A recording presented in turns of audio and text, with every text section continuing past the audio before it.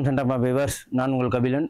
நம்ம daily current affairs பார்த்துட்டு இருக்கோம். இப்போ வரப்போகிற எக்ஸாம் குரூப் 1 அண்ட் குரூப் 4 எக்ஸாமுக்காக ப்ரிப்பேர் பண்ணிட்டு இருப்பீங்க. குரூப் 1 எக்ஸாம் அப்ளை பண்ணியிருப்பீங்கன்னு நான் நம்புகிறேன். அதேமாதிரி குரூப் 4 எக்ஸாமுக்கு அப்ளை பண்ணிவிடுங்க. ஸோ எக்ஸாம்ஸ்க்கு இன்னும் கொஞ்ச நாள் தான் இருக்கிற வாக்கில் நம்ம கரண்ட் அஃபேர்ஸ் நம்ம ஒன் கூட பார்த்துக்கிட்டு தான் வரணும். அட் த சேம் டைம் இது ரொம்ப இம்பார்ட்டன்ஸ் வேறு. ஸோ 7, 8, 9 ஏன்னா சில காரணங்களால் நான் கொஞ்சம் வெளியில் போக வேண்டிய சுச்சுவேஷன் ஆகிடுச்சு. அதை இது பண்ணுறதுனால நான் டெய்லி கரண்ட் அஃபேர்ஸ் போட்டுட்ருக்கேன் இந்த சேனலில். ஸோ இன்றைக்கி 7, 8, 9 எல்லாத்தோடு சேர்த்து எக்ஸாம் ஒன்றா கிளப் பண்ணி நான் கொடுத்துட்றேன். ஓகேங்களா? என்னென்ன தனியாக இல்லை நோட்ஸை குறைச்சிட்டேன்னு நினைக்காதீங்க. இம்பார்ட்டன்ட் விஷயத்தை தான் கொடுக்குறேன். ஓகே, இன்றைக்கி என்ன அப்படின்னு சொல்லிட்டு பார்த்தீங்கன்னா, தமிழ்நாட்டில் நம்ம மு.க. ஸ்டாலின் அதாவது முதலமைச்சர் அவர்கள் என்ன பண்ணியிருக்காங்க அப்படின்னா, ட்ரேடர்ஸ் டே அப்படின்னு சொல்லிட்டு ஒன்று மே 5ஆம் தேதி கொண்டாடணும் அப்படின்னு சொல்லிட்டு சொல்லியிருக்காங்க தமிழ்நாட்டில். அது என்னன்னா அப்படின்னா, இந்த ட்ரேடர்ஸ் டே அப்படின்னா எடப்பாடி ஐயா பீரியட்ல என்னன்னா இருக்கிற இந்த வணிக வளாகங்கள் கடைகள்லாம் இருக்கு இல்லைங்களா, 24/7 இயங்கலாம் அப்படிங்கிற ஒரு விஷயத்த அறிவிச்சிருந்தாங்க. அதேமாரி சில கடைகளுக்கு மட்டும் லைசன்ஸ் கொடுத்து 24/7 அந்த கடை வந்து ஓப்பன்லேயே இருக்கும். டீ கடை இருக்கும். மெடிக்கல் எப்போதும் 24/7 தான். மற்ற கடைகளுக்கு ஹோட்டலில் இருக்கலாம், இல்லை மற்ற மளிகை கடையாக இருக்கலாம். ஏதோ ஒரு பேசிக் நீட்ஸ் தர மாதிரி அத்தியாவசியத்துக்கு தகுந்த மாதிரி 24/7 கடை ஓப்பன் பண்ணலான்னு சொல்லிட்டு எடப்பாடி ஐயா சொன்னாங்க. அந்த கடையோட இது வந்து முடியுது.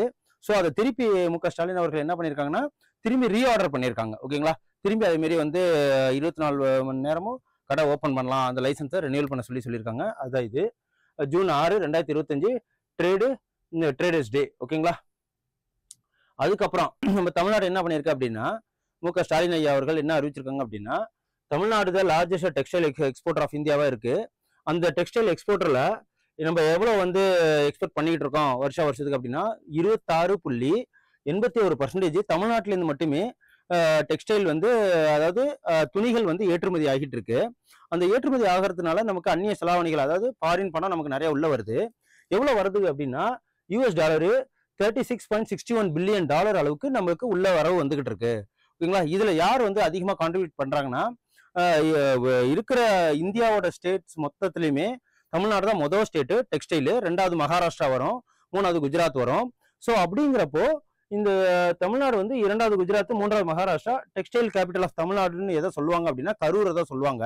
அட் த சேம் டைம் இந்த இதுல வந்து என்ன ஆகுதுன்னா, பிஎம்மோட இந்த மித்ராங்கிற ஒரு யோஜனா மூலயமா ஜவுளிக்காக ஒரு பூங்கா அமைக்கிறதா சொல்லியிருந்தாங்க 7 இடத்துல. அதுல ஒரு இடம் நம்ம கரண்ட் அஃபேர்ஸ் முன்னாடியே பார்த்துருக்கோம். அதுல ஒரு விருதுநகர் ஜவுளி பூங்கா ஆரம்பிக்கிறது, அடிக்கல் நாட்டி அந்த பில்டிங், அதாவது டைல் பார்க் மாதிரி ஜவுளி பூங்கா. ஓகேங்களா? அது கட்டிக்கிட்டு இருக்காங்க. இந்த டெக்ஸ்டைல் போர்ட்டல் ஒன்று இருக்கு நம்ம இதுல.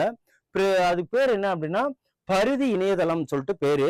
ஸோ இதை நோட்டீஸ் பண்ணீங்க, நமக்கு எக்ஸாம்ஸ்ல வர நிறைய வாய்ப்பு இருக்கு. ஓகேங்களா? பாருங்க, எக்ஸ்போர்ட் ரொம்ப அதிகமா இருக்கு. இதுல என்னன்னா, தமிழ்நாடு தான் லார்ஜஸ்ட் டெக்ஸ்டைல் எக்ஸ்போர்ட்டர். 2024-25 36.61 பில்லியன் நமக்கு வந்து எக்ஸ்போர்ட் மூலயமா வந்து பணம் கிடைச்சிருக்கு. ஓகேங்களா? அதுவும் இல்லாம இந்த இது வந்து தமிழ்நாடோட கான்ட்ரிபியூஷன் மட்டுமே 7.15 பில்லியன் அந்த லெவலுக்கு கான்ட்ரிபியூட் பண்ணியிருக்காங்க.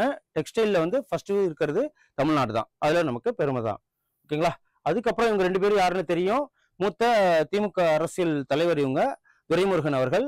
இவங்க வந்து ரகுபதி, முன்னாடி மினிஸ்டரா இருந்தாங்க. இந்த அண்ணா நகர் அண்ணா பல்கலைக்கழகத்துல சில பிரச்சனைகள் வரும்போது இவங்க தான் ஸ்பீச் கொடுத்துருப்பாங்க. உயர்கல்வித்துறை அமைச்சராக இருந்தாரு அந்த டயத்துல. தமிழக அமைச்சர் இலாக்கா மாற்றம் செய்யப்பட்டிருக்கு. என்ன அப்படின்னா, ரகுபதி அண்ட் துரைமுருகன், இவங்க தான் ரகுபதி, இவங்க தான் துரைமுருகன்.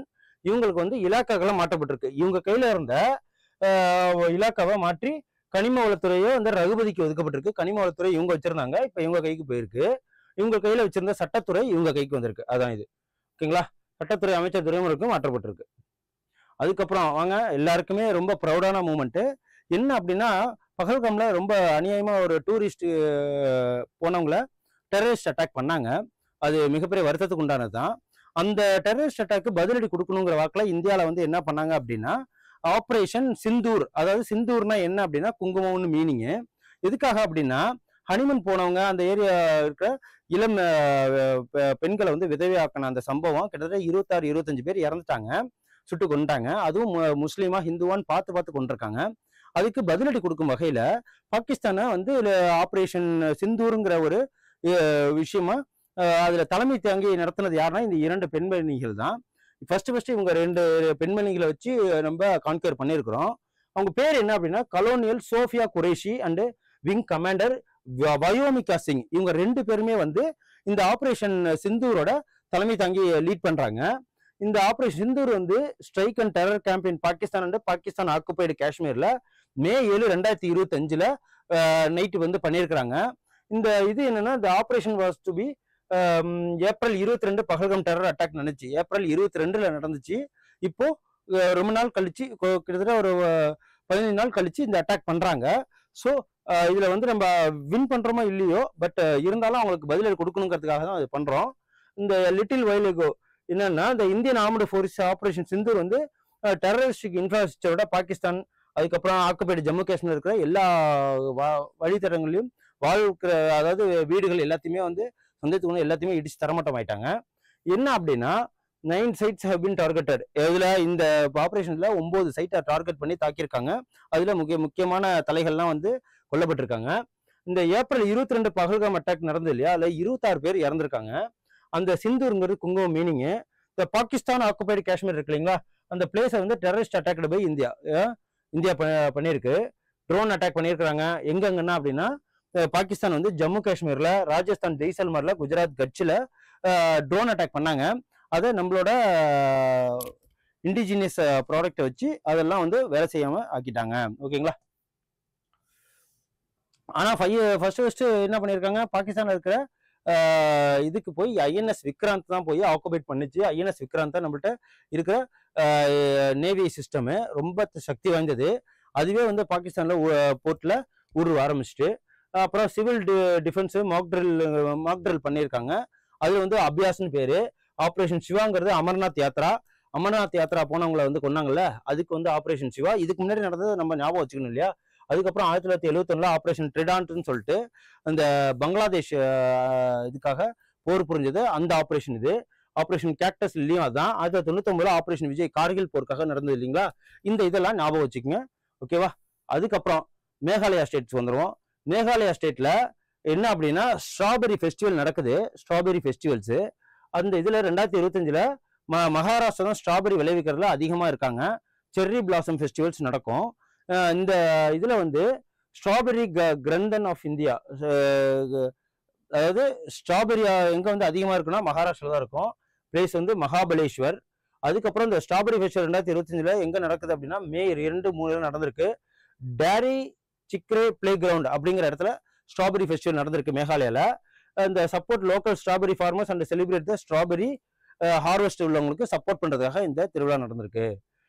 எப்படி கொஸ்டின்ஸ் கேட்பாங்க அப்படின்னா ஸ்ட்ராபெரி ஃபெஸ்டிவல் எங்க நடந்துகிட்டு இருக்கு அப்படின்னு கேட்பாங்க. அது மேகாலயான்னு சொல்லிடணும். ஸ்ட்ராபெரி எங்க அதிகமா விளைவிக்குது அப்படின்னா மகாராஷ்டிரா. ஓகேவா.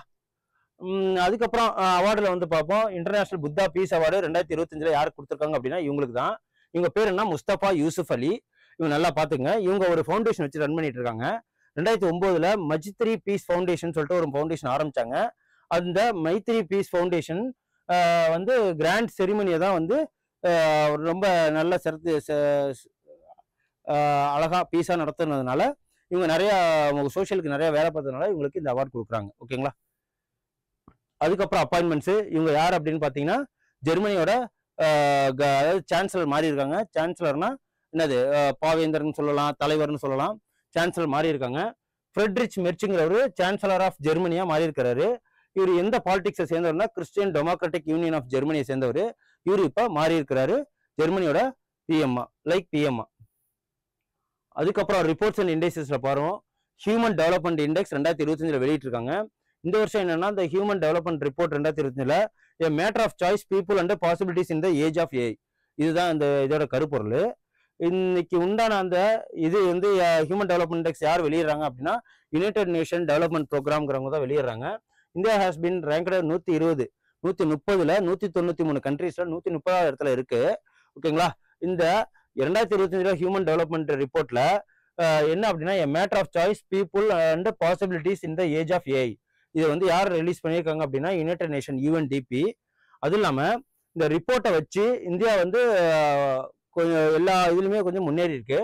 இந்த என்ன ஸ்டெடி ஸ்டேட்ஸ் இன்இக்வாலிட்டி கண்டினியூஸ் அண்டர்கட்டு எல்லாத்துலயுமே நம்ம ஊர்ல அந்த ஜாதி பிரச்சனைகள் ஏற்றத்தாழ்வு பார்க்கறதுலாம் இருந்துகிட்டு தான் இருக்கு. இந்தியா லைஃப் எக்ஸ்பெக்டன்சி எவ்வளவு இருக்கு அப்படின்னு சொல்லிட்டு பாத்தீங்கன்னா 72.2 வருஷம் உயிர் வாங்க அப்படின்னு சொல்லிட்டு லைஃப் எக்ஸ்பெக்டன்ஸ் சொல்லியிருக்கு. இன் 2025 இந்தியாவோட ப்ராஜெக்ட் பெர் கேபிட்டா இன்கம் வந்து எவ்வளோ இருக்கு அப்படின்னா $2880. ஓகேவா? பெர் கேபிட்டா ஒரு ஆளோட இது. இந்த ஹியூமன் டெவலப்மெண்ட் இண்டெக்ஸ்ல யார் ஃபர்ஸ்ட் ரேங்க் இருக்காங்கன்னு கேட்பாங்க. ஃபர்ஸ்ட் வந்து ஐஸ்லாண்டு, செகண்ட் வந்து நார்வே, அது இல்லாமல் 1993 சவுத் சூடான் தான் லாஸ்ட்ல இருக்கு. நம்மளோட வந்து 130வது இந்தியா இருக்கு. ஓகேவா? அதுக்கப்புறம் மீடியம் ஹியூமன் டெவலப்மெண்ட் அப்படின்னு பார்த்தீங்கன்னா எவ்வளோ ஸ்கோர் வாங்கியிருக்காங்க அப்படின்னா 0.685. ஓகேவா? அதுக்கப்புறம் பெர் கேபிட்டோட இன்கம் வந்து ஜென்ரலாக யூஎஸ்ல எவ்வளோ இருக்கு அப்படின்னா $9047 யூஎஸ்ல இருக்கு. நம்ம 2000 வச்சுதான் இருக்கோம் இந்த இதுல. அதுக்கப்புறம் வேர்ல்டு பிரஸ் ஃப்ரீடம் இண்டெக்ஸ்ன்னு ஒன்று வெளியிடுவாங்க. அதாவது ஃப்ரீடம் இதில் எவ்வளோ இருக்கு நியூஸ் போடுறல அப்படின்னு பார்த்தீங்கன்னா நம்ம ரொம்ப பின்தங்கி தான் இருக்கோம். 100 தாண்டிட்டோம். உலக பத்திரிகை சுதந்திர குறியீடு ரிப்போர்ட்ஸ் வித்தவுட் பார்டர் ஆர்கனைசேஷன் அப்படின்னு சொல்லிட்டு சொல்லுவாங்க. இதுல நம்பர் 1 எங்க இருக்குன்னா நார்வே இருக்கு, 2வது வந்து எஸ்தோனியா இருக்கு. ஓகேவா? மே 3 வந்து இன்டர்நேஷனல் வேர்ல்டு பிரஸ் டே. அதுக்கப்புறம் 193வது வந்து எரித்திரியான்னு ஒரு நாடு இருக்கு. நம்ம வந்து 151வது இருக்கோம். ஹியூமன் டெவலப்மெண்ட் ரிப்போர்ட்ல 130, இந்த வேர்ல்டு பிரஸ் இதுல 151வது இடத்துல இருக்கும். அதுக்கப்புறம் ஸ்போர்ட்ஸ் நியூஸ் வந்துருவோம். இந்த ஸ்போர்ட்ஸ் நியூஸ் பார்த்தீங்கன்னா கலிங்கா சூப்பர் கப் 2025 யார் வின் பண்ணியிருக்காங்க அப்படின்னா ஸ்போர்ட்ஸ் இது வந்து கோவா ஃபுட்பால் கிளப்புங்க தான் வின் பண்ணியிருக்காங்க. இது ஒரு ஃபுட்பால் மேட்ச் கேமு. அதுக்கப்புறம் India super league side football கிளப்போட கோவா தான் வந்து இந்த கப்பை வின் பண்ணியிருக்காங்க. கலிங்கா ஸ்டேடியம்ங்கிறது எங்க இருக்கு அப்படின்னா புவனேஸ்வர். ஓகேவா? ஒடிசால இருக்கிற புவனேஸ்வர். அதுக்கப்புறம் இம்பார்ட்டன்ட் டேஸ் பார்த்துரும். இம்பார்ட்டன்ட் டேஸ் என்ன அப்படின்னா பார்டர் ரோடு ஆர்கனைசேஷன் டே, ரைசிங் டேன்னு சொல்லுவாங்க. மே 7, 1960 இந்த டேவை கொண்டாடப்படுது. என்ன அப்படின்னா இந்த பார்டர்ல இருக்கு இல்லைங்களா, இந்த டனலா இருக்கட்டும், இந்த பாகிஸ்தான் ஆக்குபைடு காஷ்மீரா இருக்கட்டும், இந்த வேலியா இருக்கட்டும், அதாவது அந்த சியாச்சின் கிளேசியரா இருக்கட்டும், இது எல்லாமே வந்து பார்டர்ல இருக்கு. ஸோ அதெல்லாம் வந்து மேம்படுத்தும் வகையில மே 7 வந்து நம்ம பார்டர்ஸ் டேவா கொண்டாடப்படுறோம். அதுக்கப்புறம் வேர்ல்டு தலசீமியா டே. இது வந்து பிளட் சம்பந்தப்பட்டது. பிளட் அதுல together for the thalassemia uniting committees prioritising patient அப்படின்னு சொல்லுவாங்க. அந்த நோயாளிகளை ஒன்று சேர்த்து அவங்களுக்கு தீர்வு காணணும் அது அப்படிங்கிறத மோட்டோ. இந்த வேர்ல்டு தலசீமியா டே வந்து எப்பன்னா மே 8 கொண்டாடுறாங்க. இந்த இதுல வந்து தீம் என்னன்னா கீப்பிங் ஹியூமனிட்டி அலைவ் அப்படிங்கிறதான் இதோட இது. வேர்ல்டு ரெட் கிராஸ் டே மே 8 அனுசரிக்கப்படுது. அதோட தீம் என்ன அப்படின்னா கீப்பிங் ஹியூமனிட்டி அலைவ். இதை யார் வந்து ஆரம்பிச்சாங்க அப்படின்னு பாத்தீங்கன்னா ஹென்ரி டுனாண்ட் மே அப்படிங்கிறவரு 1828 அவர் பிறந்தாரு. அவர் தான் வந்து first Nobel prize for peace வாங்கினாரு 1901. இவர் தான் வந்து இந்த வேர்ல்டு ரெட் கிராஸ் டே வந்து ரெட் கிராஸ் டேவை ஆரம்பிச்சது இவர் தான். ஸோ அவர் பிறந்தனால மே 8 நம்ம வேர்ல்டு ரெட் கிராஸ் டேவை கொண்டாடுறோம். இன்னைக்கு உண்டான அந்த தீம் என்னன்னா humanity alive, keeping humanity alive. ஓகேவா? அதுக்கப்புறம் இன்னைக்கு ஸ்கீம்ஸ் பார்த்துருவோம். இது என்னன்னா மாதம் 1000 ரூபாய் யாருக்கு அப்படின்னா நான் முதல்வன், அதாவது பசங்களுக்கு. ஓகேங்களா? 10th 12th முடிச்சுட்டு ஐடிஐ முடிச்சுட்டு மேற்கல்வி படிக்கிறதுக்காக, அதாவது டிகிரி படிக்கிறதுக்காக போறவங்களுக்கு பெண்களுக்கு மட்டும் பணம் கொடுத்தா பத்தாதுன்னு சொல்லிட்டு பசங்களுக்கும் தமிழ் புதல்வன் திட்டம் அப்படின்னு சொல்லுவாங்க மூலியமா யாரெல்லாம் வந்து வீட்டுல எத்தனை பேர் படிச்சாலும் அவங்களுக்கு மாதம் 1000 ரூபாய் தரதா இந்த திட்டம். இது வந்து ஒரு அம்பர்லா திட்டம். தமிழ் புதல்வன் ஸ்கீமு நடப்பு நிதியாண்டுல 360 கோடி நிதி ஒதுக்கீடு பண்ணியிருக்காங்க இதுக்கு. இது வந்து திட்டத்தின் கீழே உயர்கல்வி தொடரும் 3.28 லட்சம் மாணவர்களுக்கு மாதந்தோறும் 1000 ரூபாய். ஓகேவா? எத்தனை பேருக்கு? 3.28 லட்சம் மாணவர்களுக்கு உதவித்தொகை வழங்குறாங்க. இந்த இன்னைக்கு உண்டான நியூஸ் உங்களுக்கு ரொம்ப யூஸ்ஃபுல்லா இருக்குன்னு நான் நம்புறேன். சேவ் பண்ணிச்சுங்க, சப்ஸ்கிரைப் பண்ணுங்க. ஏதாவது இன்னும் நியூஸ் உங்களுக்கு விட்டு போயிருக்கு அப்படின்னு சொன்னா கமெண்ட் பண்ணுங்க. நான் மேற்கொண்டு என்ன நான் இம்ப்ரூவ் பண்ணி உங்களுக்கு தரேன். ஓகேங்களா? நன்றி. Send a map. You dare to dream, we care to accomplish.